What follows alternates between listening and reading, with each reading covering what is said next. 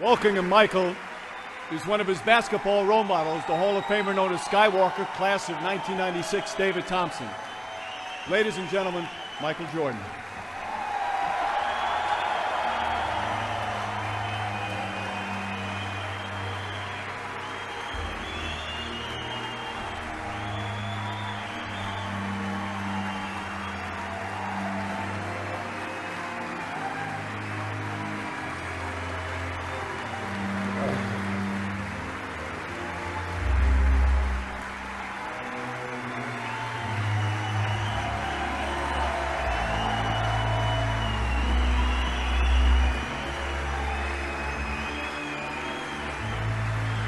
Thank you.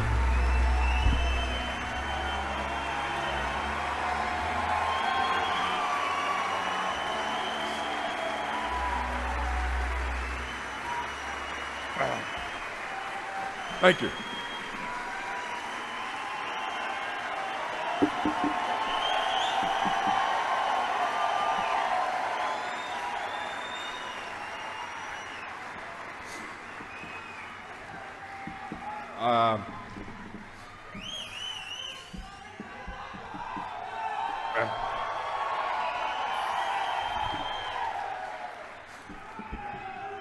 I told all my friends I was going to come up here and say thank you and walk off. I can't. There's no way. I got so many people I can thank.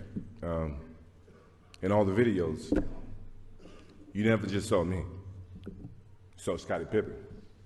Every championship I won.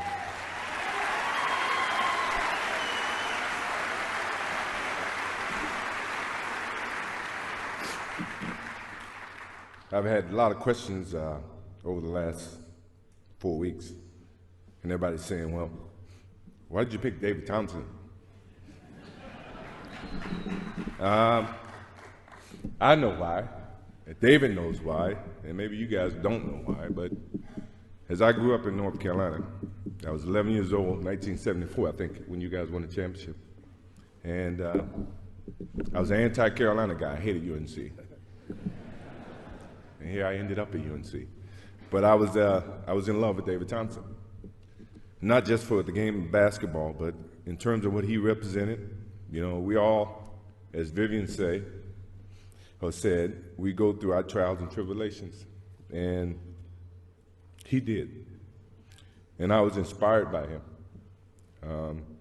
And when I called him and asked him to stand up for me, I know I shocked the shit out of him.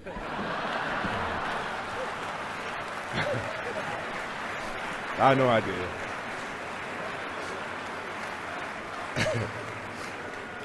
But he was very, very kind and said, yeah, I do it. And that wasn't a disrespect to any of my Carolina guys.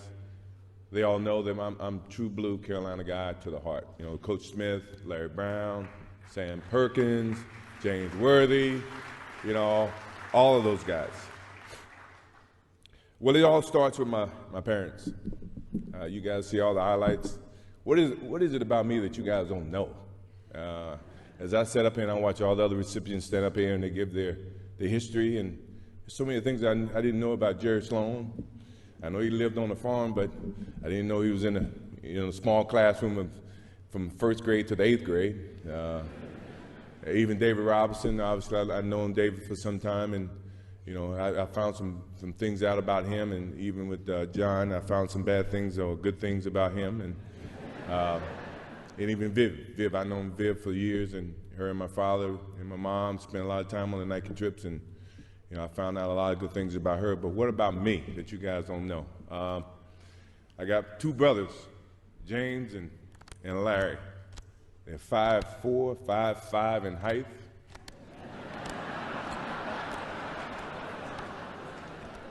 They gave me all I could ever ask for as a brother in terms of competition. You know, you would think that, you know, my brother Larry is a ideal situation where small things come in small packages. This dude fought me every single day. And to the extent that my mother used to come out and make us come in because we were fighting way too much. And my older brother was always gone. He served in the Army for 31 years.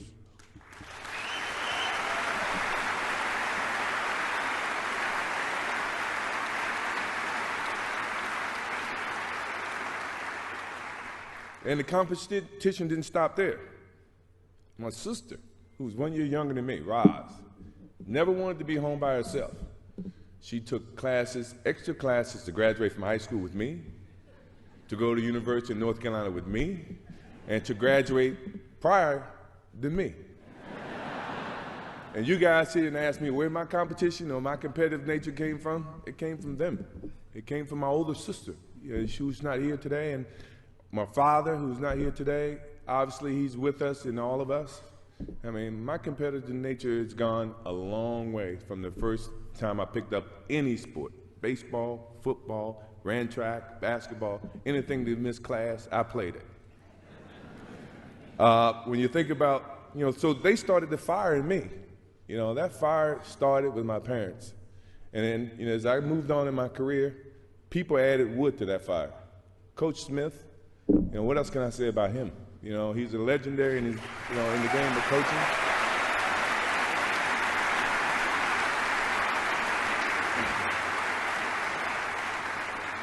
And then there's Leroy Smith. Now, you guys think that's a myth. Leroy Smith was a guy, when I got cut, he made the team, on the varsity team. And he's here tonight. He's still the same 6'7" guy. He's not any bigger. His game is about the same. But he started the whole process with me, because when he made the team and I didn't, I wanted to prove not just to Leroy Smith, not just to myself, but to the coach who actually picked Leroy over me. I wanted to make sure you understood you made a mistake, dude.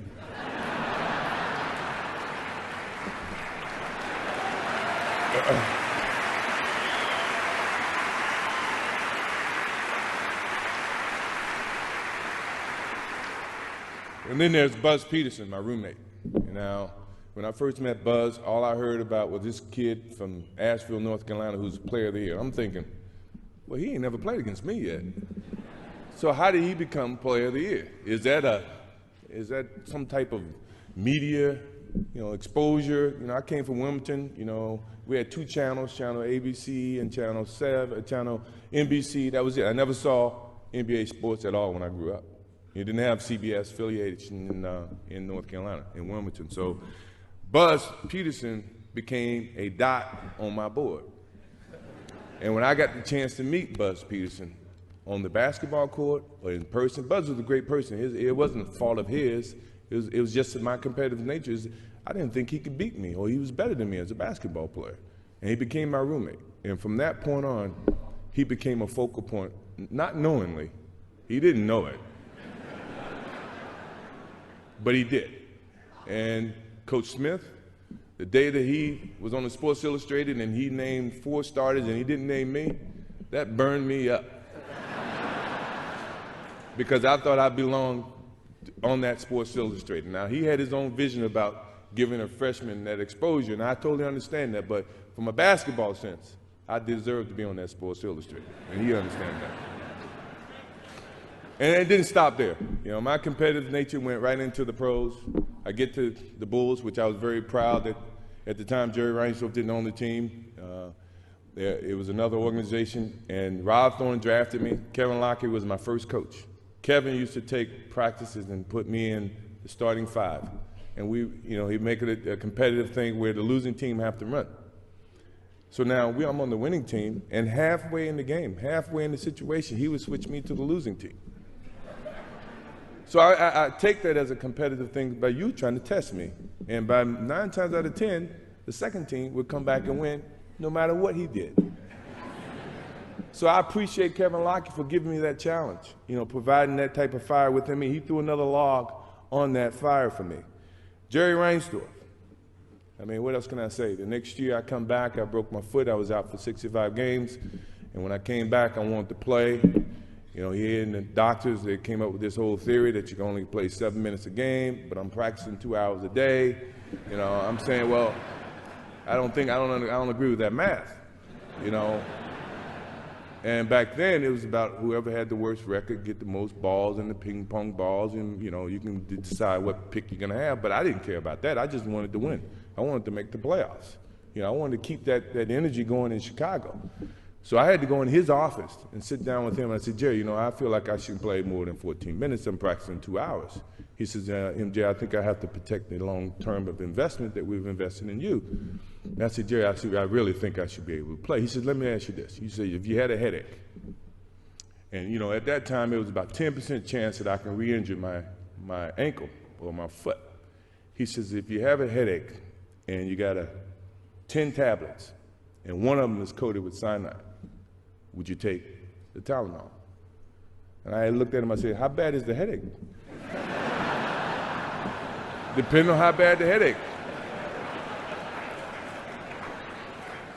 Jerry looked at me and said, you okay? I guess that's a good answer. You can go back and play. He let me allow to go back and play. And, you know, Jerry provided a lot of different obstacles for me, but at the same time, the guy gave me an opportunity to perform at the highest level in terms of basketball. And the Bulls, the whole Bulls organization, you know, they did a great justice for me and for all my teammates. Believe me, I had a lot of teammates over the 14 years that I played for the Bulls. And, you know, I respected each and every one of them. I just wanted to win. You know, no matter how you look at it. And then along came Doug Collins, who was caught in the whole mix of this, Jerry Krause and Jerry Reinsdorf. And, you know, at the same time, he, you know, when I was trying to play in the summertime, he said, well, you know, you're a part of the organization, and the organization said you can't play in the summertime. I said, Doug, you hadn't read the fine print in my contract. And my contract said I had the love of the game clause. That means I can play anytime I want, any place I want. And Doug looked at me and said, yeah, you're right. And that's how we became, you know, a little closer in terms of Doug Collins and myself. And, you know, Jerry Krause is right there, and Jerry's not here. Obviously, I don't know who invited him. I didn't, but I hope he understands. I hope he understands it goes a long way, and he was a very competitive person. I was a very competitive person. He said organization wins championships. I said, I didn't see organization playing with the flu in Utah. I didn't see him playing with, you know, with the bad ankle. Granted, I think organizations put together teams, but at the end of the day, the teams got to go out and play. You know, so in essence, I think the players win the championship, and the organization has something to do with it. Don't get me wrong, but don't try to put the organization above the players, because at the end of the day, the players still got to go out there and perform.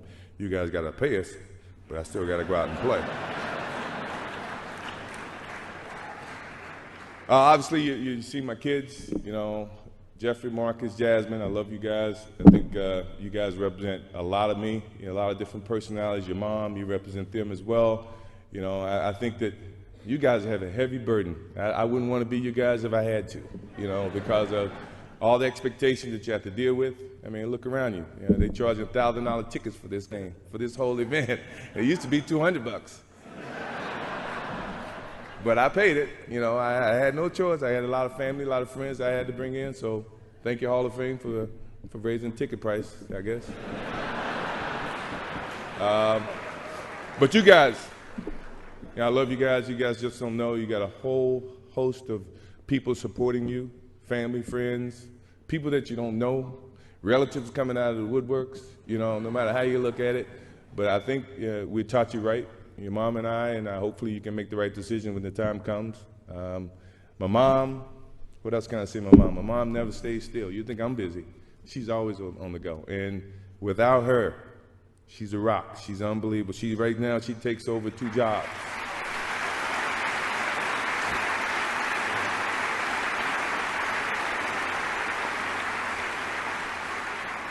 She's an unbelievable woman.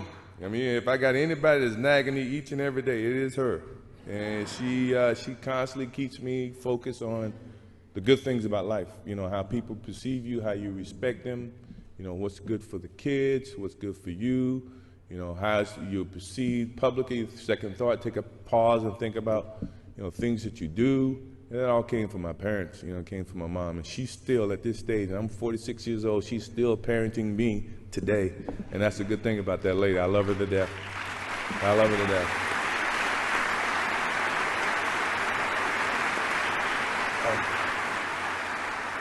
And I'm going to thank a couple people that you guys probably wouldn't even think that I would thank. Isaiah Thomas, Magic Johnson, George Gervin. Now, they say it was a so-called freeze-out in my rookie season. I wouldn't have never guessed, but you guys gave me the motivation to say, you know what? evidently I haven't proved enough to these guys. I got to prove to them that I deserve what I've gotten on this level. And no matter what people may have said, if it was a rumor, I never took it as truth. But you guys never froze me out because I was just happy to be there, no matter how you look at it. And from that point forward, I wanted to prove to you, Magic, Larry, George, everybody, that I deserve to be on this level as much as anybody else. And I hopefully, over the period of my career, I've done that, without a doubt. Even in the Detroit years, we've done that.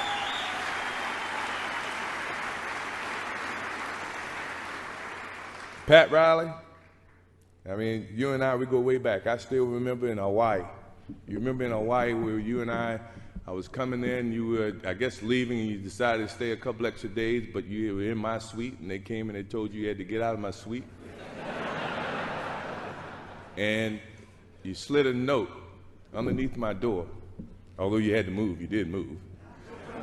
You slid a note saying, I enjoyed the competition, congratulations, but we will meet again.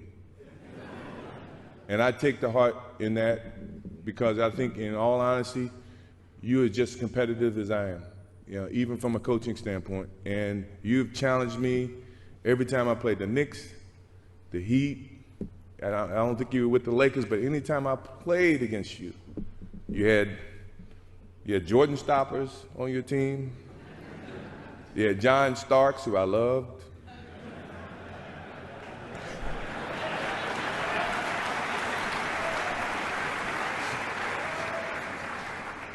You even had my friend Charles Oakley saying we can't go to lunch, we can't go to dinner because Pat doesn't believe in fraternizing between the two of us. And this guy hit me harder than anybody else in the league, and he was my best friend. Patrick Ewing, we had the same age, we came out at the same time, but we couldn't go to lunch. Why is this? You think I'm gonna play against Patrick any different than I play against anybody else? No. And then you had your little guy who was on your staff who became the Knicks coach after you, Jeff Van Gundy. He said, I conned the players, I befriended them, and then I attacked them on the basketball court. Where did that come from? I just so happen to be a friendly guy. I get along with everybody, but at the same time, when the light comes on, I'm as competitive as anybody you know. So you guys, I must say thank you very much for giving me that motivation that I desperately needed.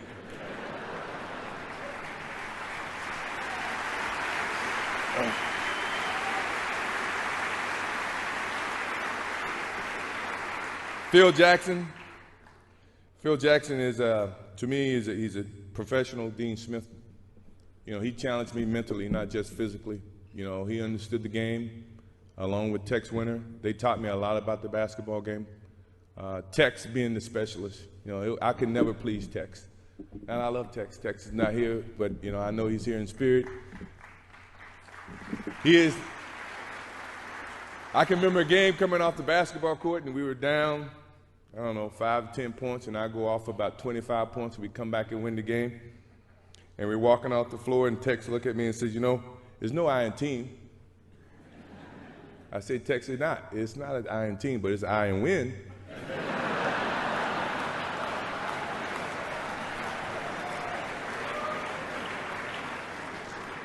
I think he got my message. I'd do anything to win. If that means we play team format, we win. If that means I have to do whatever I have to do, we're going to win, no matter how you look at it. And then you had all your media naysayers. Oh, scoring champion can't win an NBA title, or you're not as good as Magic Johnson, you're not as good as Larry Bird. You're good, but you're not as good as those guys.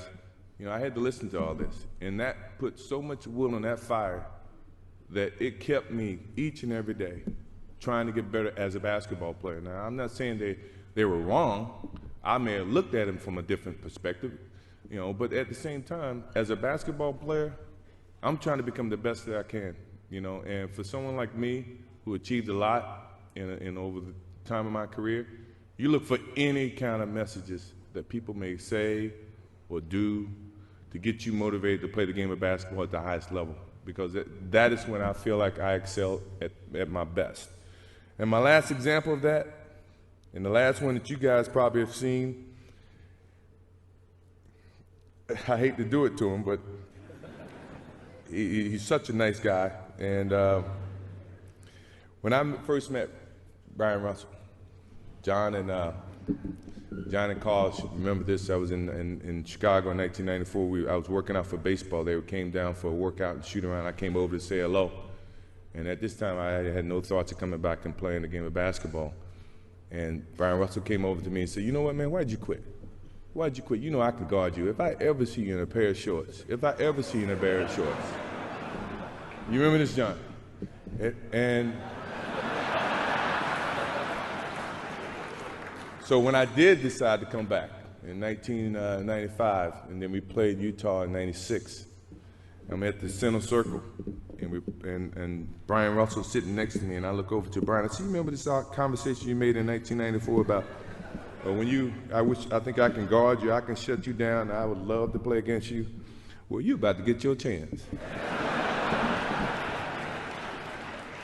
And believe me, ever since that day, he got his chance. I don't know how succeeding he was, but I think he had his chance, and believe me, I relished on that point, and from this day forward, if I ever see him in shorts, I'm coming at him.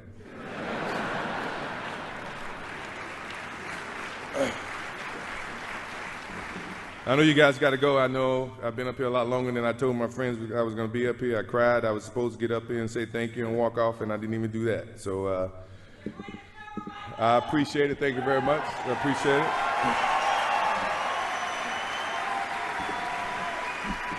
As I close, the game of basketball has been everything to me. My refuge, my place I've always gone when I needed to find comfort and peace. It's been a source of intense pain and a source of most intense feelings of joy and satisfaction, and one that no one can even imagine. It's been a relationship that has evolved over time and has given me the greatest respect and love for the game. It's provided me with a platform to share my passion with millions in a way I neither expected nor could have imagined in my career. I hope that it's given the millions of people that I've touched the optimism and the desire to achieve their goals through hard work, perseverance, and positive attitude. Although I'm recognized with this tremendous honor of being in the Basketball Hall of Fame, I don't look at this moment as a defining end to my relationship with the game of basketball. It's simply a continuation of something that I started a long time ago. One day you might look up and see me playing the game at 50. Oh, don't laugh. Don't. Never say never. Because limits, like fears, are often just an illusion. Thank you very much. Look forward to it.